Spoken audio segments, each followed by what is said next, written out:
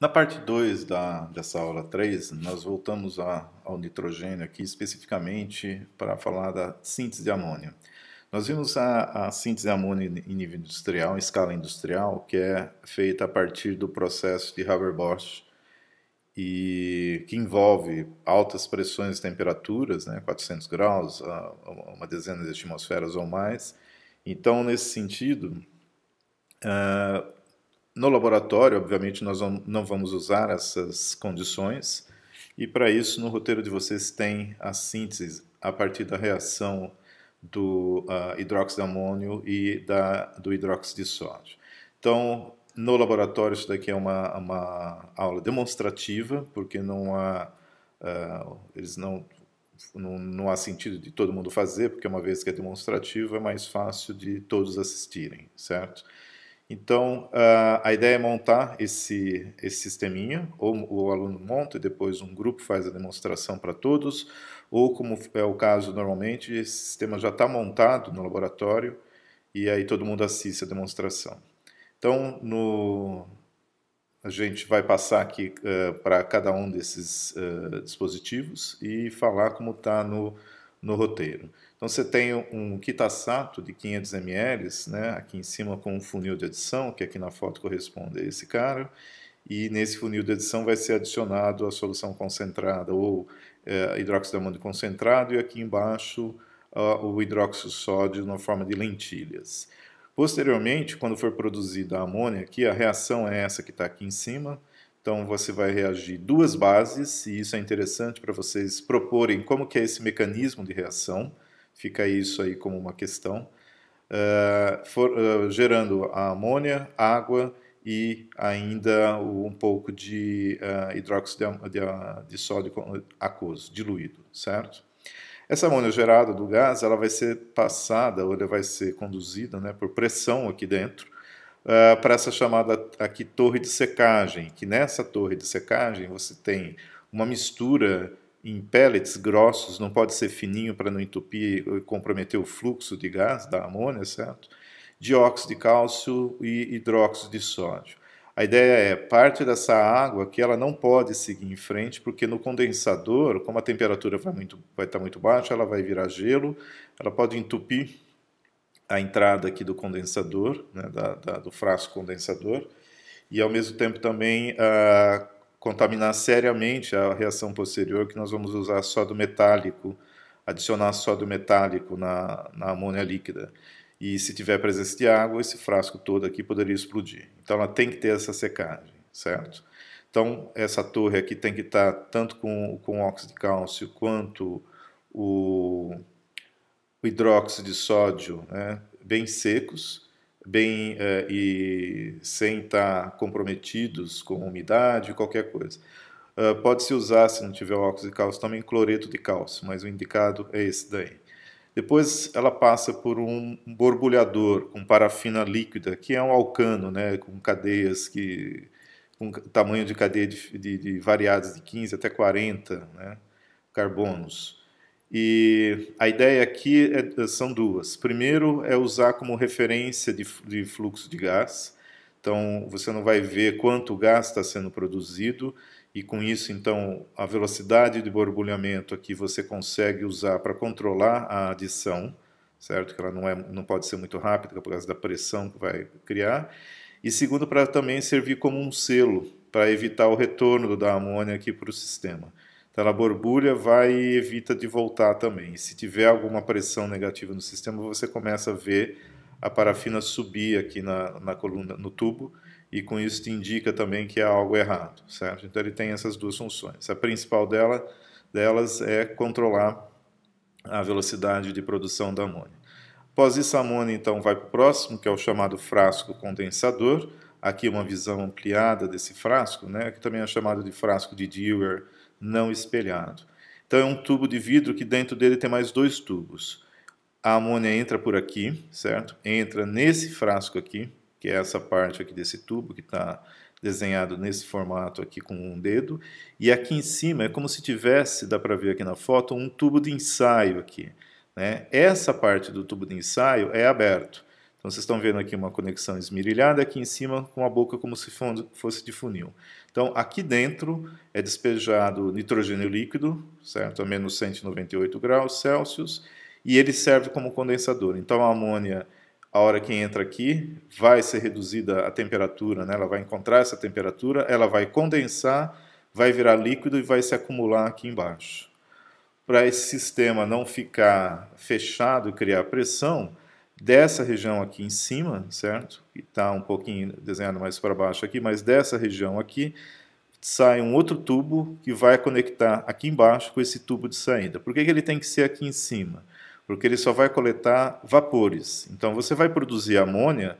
Quando é que você para? Quando você vê que você já tem um volume suficiente, mais ou menos até a metade aqui da altura desse dedo aqui, certo? Formato de vidro, para que não haja extravasamento da amônia lá para fora. Tá legal? Depois disso, ainda você tem um segundo frasco, ou um segundo sistema de secagem, com o mesmo óxido de cálcio e hidróxido de amônio, hidróxido de sódio, para evitar, como esse sistema é aberto para o ambiente, evitar que a umidade entre por aqui. Lembre-se, a umidade é um contaminante perigoso quando for feita a reação com o sódio. E daí vai para um frasco de segurança, certo? Que é o último frasco, também é um Kitasato. E esse Kitasato está com uma mangueira que vai levar. Essa mangueira, a ideia normalmente é para você colocar ela ou na trompa de vácuo, né, que tem disponível no laboratório, porque essa trompa de vácuo é com água. Então a amônia que escape daqui ela vai ser lavada com a água e vai embora e não vai acumular no ambiente se isso não for feito dentro de uma capela, como está sendo feito ou como é feito normalmente no laboratório. Ou pode-se tentar colocar ela borbulhando também numa recipiente com água. Mas a ideia é que isso daqui seja colocado, né, uma extremidade voltada para dentro da pia com água escoando, ou como a gente costuma usar às vezes, na própria trompa de vácuo para ajudar a puxar e eliminar, e ao mesmo tempo a água passando a amônia vai ser arrastada ou dissolvida lá, tá ok? Pelo menos uma parte dela. Então, assim que está tudo pronto, né, prepara-se, esse daqui é o último frasco, aqui sim que está tudo pronto, então coloca-se, né, o hidróxido de sódio aqui e preenche isso daqui com o volume de 500 ml, é um funil de 500 ml, né, mas vai colocar 100 ml mais ou menos de o hidróxido de amônio. Assim que está tudo pronto, verifica as conexões, estão todas bem fechadas, e procede-se a adição controlando a velocidade com o borbulhador. E depois, mais ou menos de uns 5 minutos que começou a reação, dá uns 5 minutos para deslocar todo o ar que tem aqui no sistema, certo? Para garantir que você está produzindo a amônia. Então, mesmo que você sinta o odor da amônia depois de começar a produzir, então isso não significa que ela já tomou todo o sistema. Então a ideia sempre vai sentir um pouquinho de odor de amônia no experimento. Então a ideia deixa uns 5 minutos e aí depois então adiciona o nitrogênio líquido, tá? Então como que é feito isso? Aqui nós estamos vendo uma figura onde já está tendo a produção. Então é esse o aspecto que vai ficar quando você adiciona o hidróxido de amônio sobre o hidróxido de sódio. Aqui é sólido, lembrando. E então o gás está sendo produzido, passando por todo o sistema, e aqui tem um borbulhador. Como isso daqui foi tirado já depois de uns 5 minutos, aqui você já está vendo na torre de condensação, no condensador, que já tem uma parte de condensação. Aqui em cima vai estar saindo uma condensação de água. Essa condensação de água é a presença de nitrogênio líquido. Então vamos dar uma olhada como que o sistema funciona. Você está tendo adição, controla-se a adição nessa velocidade de borbulhamento. Aqui é o que eu disse, o nitrogênio líquido. E aqui nessa parte de baixo, aqui talvez eu dê para ver aqui em volta, que tem um volume de um líquido lá, e isso daí é a nossa amiga amônia líquida, que é transparente. Nesse segundo vídeo aqui, dá para ver a condensação ocorrendo e a amônia líquida aqui embaixo já sendo produzida, certo? Aí é como eu disse, você pode escolher produzir até um certo volume, sabendo que você vai ter que adicionar sólidos aí dentro. Então até no máximo na metade já é o suficiente para nós termos o material para fazer os testes. Feito a amônia líquida, né, para que serve a amônia líquida? Ela é usada como solvente. Então, apesar da maioria das reações químicas serem em meio aquoso, você, pelas características, né, propriedades físicas e químicas da amônia, ela também é um bom solvente. Ela é tão bom solvente que ela consegue fazer uma coisa que normalmente você não consegue fazer com água, a não ser em situações extremas. Então vamos ver o que é isso daí a partir da reação com o sódio. O sódio a ser adicionado é o sódio metálico, né? Ele é altamente reativo com a água, porque o sódio metálico, assim como os metais alcalinos, eles têm uma tendência a oxidar, a perder o elétron. Por quê? Porque eles têm uma configuração S1, na camada 3, no caso do sódio 3S1, e se ele perde esse elétron, ele vai para a configuração 2p6, ou seja, de camada fechada com o orbital totalmente preenchido. E nesse sentido é a configuração mais estável de baixa energia. Então, além dele atingir essa configuração, ele perde a camada 3 inteira. Então, a redução de energia é muito grande, uma reação altamente exotérmica, e a tendência a ele perder esse elétron é muito alta. Então, assim que ele consegue reagir com alguém, ele faz isso. Com a água, vocês já devem ter visto, né? Ele hidrolisa a água, ele quebra a molécula de água, gera hidrogênio, o calor intenso da reação, ou a energia liberada é tão intensa que ela consegue dar ignição no próprio hidrogênio, e na superfície da água você vê uma chama bem fraquinha azulada, que é o hidrogênio em combustão.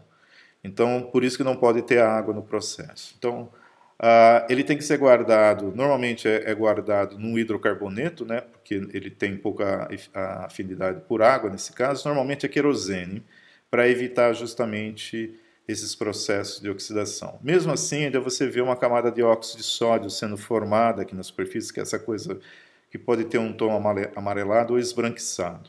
Então, na hora de fazer o experimento, o ideal é cortar o sódio, ele é bem mole, é fácil cortar ele com uma espátula. E aí, no roteiro indica colocar um pedaço, jogar um pedaço aqui dentro, mais ou menos do tamanho de 1 grão de arroz, mas isso depende da reação. Às vezes o sódio está um pouquinho, não é tão novo, tem uma camada de óxido grande, tem que dar uma limpada nele, ele tem que estar cobrido metálico esbranquiçado para poder estar reativo. E às vezes então a gente coloca um pedaço a mais. No topo aqui, esse sistema de dedo frio, aquele onde põe nitrogênio, ele é removível. Então, o que se faz é levantar ele e jogar o pedacinho de sódio aqui dentro, certo? Então, vamos dar uma olhadinha, o sistema ele vai fazer isso daí. Então, hora que atingir o pedacinho de sódio, perceba que já começa a reação, aqui o dedo frio voltando, e aí ele produz, né, essas correntes aqui, porque está tendo uma reaçãozinha aqui dentro, está criando correntes de convecção, e você vê que ela não é preta, tá? Ela é um azul, um índigo, um azul bem escuro. Então aí vem a pergunta, né? E não foi logo que se observou isso que a resposta apareceu. O que é esse azul? Qual é esse produto que está acontecendo? E você percebe que, inclusive, não é uma reação violenta, como se você jogasse um pedaço desse no sódio da água, você tem uma reação violenta. Então a ideia é o que está acontecendo. E a proposta, que atualmente é aceita, é que, na verdade, essa coloração azul é devido a elétrons. Justamente o elétron que eu estava falando que ele quer perder, ele perde quando ele entra em contato com a amônia. Só que esse elétron não reage com ninguém, ele fica em solução, solvatado por moléculas de amônia. Então, a equação seria mais ou menos assim, você tem o sódio, e aí você tem o sódio solvatado por amônias, né? Como a amônia é uma molécula polar, e o sódio vai perder, o elétron vai ficar positivo, você teria mais ou menos assim, o sódio, né, o cátion, o íon, solvatado orientado às moléculas de amônia com o polo negativo, ou a densidade eletrônica maior em volta do sódio aqui. Já o elétron é ao contrário, ele seria solvatado pelos grupos de hidrogênio, porque é onde você tem o polo positivo, digamos assim, ou menor densidade eletrônica da molécula de amônia. E com isso, então, você tem essas duas espécies. O sódio mais em solução nós sabemos que não absorve, né, no visível, isso vem do NaCl, por exemplo, nós temos a certeza. Então essa cor que aparece não é devido ao sódio, só pode ser relativo à amônia, ao elétron. Então esse elétron seria estabilizado por moléculas de amônia, certo? E aí o que você tem?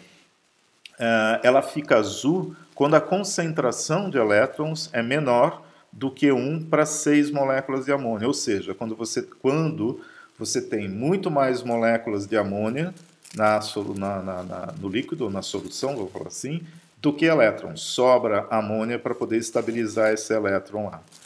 E a questão é, esse elétron está disponível, assim como o sódio, para poder fazer reação. Ok? Então, nesse sentido, esse meio aqui, né, é uma coisa que você não consegue fazer isso com a água, porque na água o sódio reage com o próprio solvente. Então, essa é a vantagem. Se você quer fazer uma reação com metal alcalino e que ele não destrua o seu solvente, certo? Você pode utilizar a amônia. Isso é usado em vários processos químicos na indústria química orgânica, principalmente, mas não só na orgânica, mas também na indústria farmacêutica, certo? Então é bastante utilizado para síntese de medicamentos. A gente já vai ver um exemplo na redução de Birch. É o nome do Arthur Birch, que é um químico australiano que propôs esse tipo de reação e é utilizado até hoje nesse sentido para fazer as reações que nós vamos ver, de hidrogenação, de anéis aromáticos e outras reações possíveis. Então, enquanto você tiver sobrando amônia, esses elétrons vão ser mantidos separados uns dos outros, certo? Pelas moléculas de amônia. E se você aumentar a concentração de elétrons, que é a segunda parte do experimento, vai ser adicionado um pouco mais de sódio. Se você adiciona, né, o que acontece é a troca da cor. Você perde o azul e começa a formar essa cor acobreada, cor de bronze, né? Aqui isso está sendo mantido num frasco Dewar para poder manter a temperatura baixa. Então você já está fora do dedo frio, a amônia líquida está aqui dentro, e você vê essa coloração de cobre sendo formada ali por conta do aumento de concentração do metal alcalino que foi colocado lá dentro. Então, a proposta que acontece é o seguinte: você começou a introduzir mais elétrons do que a amônia, que existem moléculas de amônia. Então, quando a concentração é maior do que 1 para 6 ou 10 moléculas de amônia, começa a trocar de cor. Aquele azul que você está vendo aqui embaixo, que ele está concentrado, começa a tornar-se desse jeito. E esse material aqui tem uma condutividade elétrica muito alta, certo? Então, era esse azul aqui, certo? Desse azul virou mais ou menos essa cor aqui. Qual que é a proposta? Isso que é a parte que também é fantástica. Você não vai ver isso correndo em solvente aquoso. A proposta é, antes você tinha os elétrons, aqui nessa figura, a parte verde aqui, esses glóbulos verdes, digamos assim, são os elétrons, representam os elétrons e a densidade eletrônica dele, né, de carga, e o branco e azul aqui são as moléculas de amônia, certo? Então, na concentração anterior, o que você tem é que eles estão separados. Quando você aumenta a concentração, começa a haver a coalescência, ou seja, esses elétrons, essas cargas elétricas, né, começam a se juntar, começam a coalescer. E é contraintuitivo, porque no final das contas eles têm a mesma carga e iriam se repelir. Mas isso foi recentemente, esse ano em junho, saiu um artigo que o pessoal estudou usando a espectroscopia de fotoelétrons, usando feixe de raio-x nesse sistema, num acelerador de partículas lá na Europa, e conseguiram determinar que realmente o que está havendo é uma aglomeração de elétrons que cria um material feito somente por elétrons e que tem o comportamento de um metal, todas as propriedades do metal, inclusive a absorção de luz no metal, o espalhamento de luz no metal. E aí, a partir desse experimento, que é uma coisa já conhecida desde o começo do século XX, no final do século XIX, questiona-se hoje o que é um metal. Se o metal realmente são os elementos, ou o metal, na verdade, é um coletivo de elétrons certo? E o comportamento desse coletivo de elétrons, não importa de que elemento eles sejam, é que dá as características de um metal. Então é fantástico você pensar que você consegue construir um material no laboratório, né, em condições de pressão ambiente, pelo menos a temperatura tudo bem é baixa, que você cria um material feito somente de elétrons, certo? Esse daqui, nesse caso, é uma simulação computacional disso, baseada em dinâmica molecular, então não é uma coisa que é feito desenho, é um modelo matemático e físico que ele é introduzido no computador e o computador dá isso como resultado. Ele é chamado de, nesse caso são 2 elétrons só, é chamado de dielétron, certo? E um desses caras aqui, o McMullen, que é um dos autores do trabalho. Esse, como eu disse, né, esse sistema de usar a amônia como solvente e ter elétrons disponíveis para reagir, né, porque o sódio não quer reagir mais, o íon sódio, porque ele já atingiu a estabilidade. É usado em síntese orgânica, então uma delas é a chamada redução de Birch, né, o R2-Birch. Então, ela pode ser usada para converter os arenos em ciclohexadienos, né? Você deixou de ser aromático aqui, e com isso você consegue fazer essa hidrogenização. Aqui está um mecanismo que acontece, esse elétron é transferido para esse carbono aqui de baixo, tem como consequência a formação de um carbânio lá em cima, e isso tem que ter um álcool, qualquer álcool no meio. Esse carbânio negativo né, tem carga suficiente para conseguir ionizar o hidrogênio do álcool, então ele entra aqui, um segundo elétron transferido aqui, cria um segundo carbânio, e que esse carbânio também vai receber esse próton, no caso, não é um hidrogênio, que a carga fica ainda no álcool, e você faz a hidrogenação do anel aromático. Então, passo a passo aqui de uma maneira mais clara, você vai transferindo esse elétron para cá, forma o carbânio, esse carbânio vai atrair né, o álcool, o hidrogênio do álcool, como o oxigênio é mais eletronegativo que o hidrogênio, esses elétrons estão deslocados para lá, então essa ligação com o hidrogênio é fraca, um pouco mais fraca do que seria se fosse o mesmo elemento, e com isso, então, é fácil de você ionizar aqui. E a carga dele aqui atrai essa parte do próton, né, mais positiva, por causa desse deslocamento dos elétrons da ligação, e você faz a transferência. Então, esse é um processo que é simples de você fazer, a amônia líquida industrialmente é fácil de você manter, né? E esse tipo de anel aromático, não se esqueça, por que o carbono atrai, certo? Porque o anel aromático é um quadrupolo elétrico. Se você olhar a parte de cima dele, tem a concentração dos elétrons de forma delocalizada, essa seria a maneira correta de colocar, de expressar o que é um anel aromático, ao invés de você colocar as estruturas de Lewis, né? Aquela estrutura circular representa a delocalização dos elétrons, que é da mecânica quântica. Então, você tem na parte de cima aqui, na parte de baixo do plano dos átomos, você tem a localização, a delocalização e a concentração das cargas negativas. Então, o plano do anel fica positivo, por isso que ele é chamado quadrupolo. Você tem, de onde você olhar, você tem polos positivos nas pontas dos anéis e na parte de cima, na parte de baixo, polos negativos. É como se você olhar de lado esse anel aqui, ele fosse um hambúrguer de lado, onde a parte de cima do pão e a parte de baixo são as nuvens eletrônicas e a parte do meio do recheio é onde você tem a parte positiva. Então, nesse caso, esse elétron é atraído por essa característica. O plano do anel dos carbonos tem uma característica um pouco positiva, eletrofílica, né? Por isso que ele vai para lá. E aqui a gente já destrinchou mais ou menos a reação. A última, nós fazemos uma outra reação que é feita lá também, adicionando um catalisador. Nós vimos anteriormente que ferro é muito bom para catálise. Ele é usado em vários processos industriais. Na natureza, nós vimos que ele é usado lá pelas bactérias que fixam o hidrogênio e converter em amônia.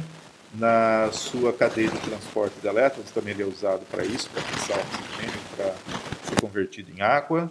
E, no caso da produção da amônia, né, nós vimos que também o catalisador é a base de ferro para fazer isso. Então, nós vamos adicionar ferro naquele meio que já tem o sódio, né, e os elétrons. Então, ele pode ser tanto ferro sólido, né, de malha de ferro, uma coisa assim pura, ou como ferro íon férrico, ferro 3+. No caso pode ser adicionado ferro em pó ou hematita, óxido de ferro. O que você vai formar a partir disso, aí sim você usa, né, tanto os elétrons quanto o sódio, o íon sódio, você vai formar amida de sódio e hidrogênio. Então, aqui tem um vídeo da adição, né, foi adicionado aqui embaixo, tá? Aqui está sendo adicionado um pouco, mas aqui embaixo você vai ver o depósito de excesso de ferro. E esse sólido branco que está sendo formado aqui nessas paredes, está sendo depositado, é a amida de sódio. Ela é uma base muito forte em química orgânica, ela é muito mais forte do que a própria amônia, então você consegue fazer reações, né? A estrutura dela é essa daqui, você tem o sódio aqui circundado por 4 amônias, tá legal? Isso é para fazer a estrutura, é um sólido. Então essa daqui é a parte da célula unitária, digamos assim, que você cria essa estrutura cristalina aqui, tá legal? Então você fala assim, ah, mas só tem dessas amônias aqui, mas é desse modo que você, aminas, desculpa. A NH2, NH2, o sódio aqui, 2 NH2. Ah, mas só tem duas. Só tem duas, mas a estrutura é a célula unitária, não é a fórmula química. E com isso, então, você cria essa estrutura cristalina, certo? Ela, como eu disse, ela é uma base muito forte e ela, por exemplo, há várias reações que você vai encontrar usando amida de sódio. Você pode comprar ela pronta, né? Se você puser, por exemplo, um pouquinho de amida de sódio com permanganato de potássio, mistura um pouquinho, dá uma pancada em cima, ela explode. Tá? Ela reage violentamente e explode. Então ela é muito reativa, se tiver no ambiente também, e ela é usada, por exemplo, na preparação de alcinos, né? Ou na produção industrial de índigo, que é o corante que é usado na calça jeans e no vestuário, hidrazina, que também é um reagente, também pode ser usado como combustível de foguete, e cianeto de sódio. Então, aqui não é um exemplo de redução, de preparação de alcinos, né? Você adiciona esse dibromo aqui aromático nesse meio reacional, amônia líquida com essa produção. Então, se eu jogasse logo depois de produzir aqui, não nessas condições, tem que ser estequiometricamente calculado, né? Você jogar aqui dentro esse dibromo, aromático, você vai ter a produção do fenilacetileno, certo? Então você vai formar um alcino aqui. Então há outras reações que vocês podem encontrar na literatura e com isso a gente está vendo uma química no meio de solvente que não é o tipicamente de água, certo? Então esses processos industrialmente são comuns porque as propriedades são diferentes. Se você consegue, de certo modo, comparado à produção da amônia convencional, certo? Esse processo aqui, em termos de condições de pressão e temperatura, não é tão drástico desse modo. Então, vocês perceberam a riqueza que é a química do nitrogênio, para não só a produção de insumos para a agricultura, para explosivos lá ou para outras coisas, mas a própria amônia cria toda uma classe nova de reações químicas que pode ser feita utilizando ela como solvente. Então ela é bastante disponível no mercado, as condições para você manter, né, e é fantástico também outra coisa, veja, é tudo do nitrogênio aqui. Você tem a produção da amônia e para você manter a amônia líquida você está usando o nitrogênio líquido também. Tá? Então é um grupo fantástico em termos de química, fora os outros elementos também que nós não vimos. Com isso, então, a gente encerra essa segunda parte, relembrando que vale a pena relembrar, né? Reveja a parte teórica, faça as equações, nesse caso você tem a maioria das reações, responda a questão que foi colocada e assista novamente aí os experimentos, o vídeo, para vocês poderem sedimentar o conhecimento também, ou se tiver alguma dúvida, poder depois tirar essa dúvida com o professor. Tá? E mesmo quando for demonstrativo, se comporte no laboratório, porque temos que ter bom senso mesmo para assistir essas demonstrações. Ok? Até a próxima, então.